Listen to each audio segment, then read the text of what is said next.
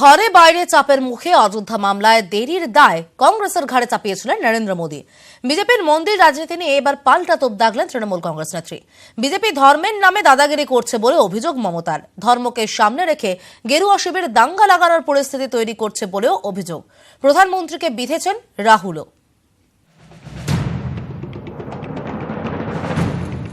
একটা মন্দির বানিয়ে দিয়ে বলছে জয় শ্রীরাম। আরে ভাই, আমরা কাকে পুজো করি? মা দুর্গা। মা দুর্গাকে রামচন্দ্র তাকে পুজো করেছিল। লোকসভা ভোটের মুখে অযোধ্যাকে অস্ত্র করতে চাইছে গেরুয়া শিবির।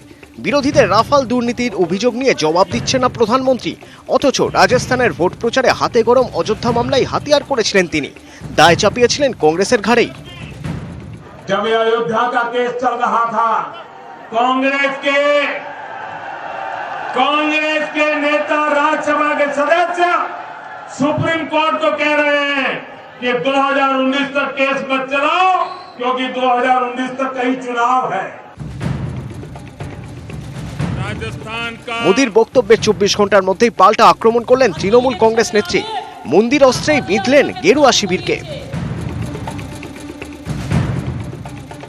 একটা মন্দির বানিয়ে দিয়ে বলছে জয় শ্রীরাম। আরে ভাই, আমরা কাকে পুজো করি? মা দুর্গা। মা দুর্গাকে রামচন্দ্র তাকে পুজো করেছিল। তো আমরা রামচন্দ্রের পুজো করব না মা দুর্গার পুজো করব? ওদের নেতা নাকি জয় শ্রীরাম, আমাদের নেতা মা দুর্গা। আমরা তো সর্বধর্ম পালন করি। ওদের মতো এ নয় যে সকালে রাম, বিকেলে বাম, আর রাত্রিবেলায় খাওয়ার সময় বুমেরাং।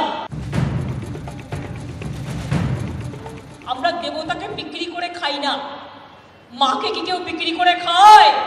ঘরের দেবতা আমাদের কাছে মা, ওরা বিক্রি করে খায়, তাই দেশে আগুন জ্বালায়। ওরা রাবণের পুজো করে, ওরা রামের পুজো করে না। ওটা লোক দেখানো, ওটা ভোট দেখানো, ওটা নির্বাচন দেখানো, ওটা আগুন জ্বালানো, ওটা দাঙ্গা লাগানো। 1949 সালের 26শে নভেম্বর কার্যকর হয়েছিল সংবিধান। সেই ঐতিহাসিক ঘটনাকে সামনে রেখেই বিজেপিকে নিশানা করেছেন রাহুলও। টুইটে হুঁশিয়ারি দিয়েছেন কংগ্রেস সভাপতি। ভারতের সংবিধান আমাদের লড়াই ও অস্তিত্বের প্রতীক। সংবিধান আমাদের দর্শন ও আত্মসম্মানও বটে। কিন্তু কেউ কেউ সংবিধান ধ্বংস করার চেষ্টা চালাচ্ছেন।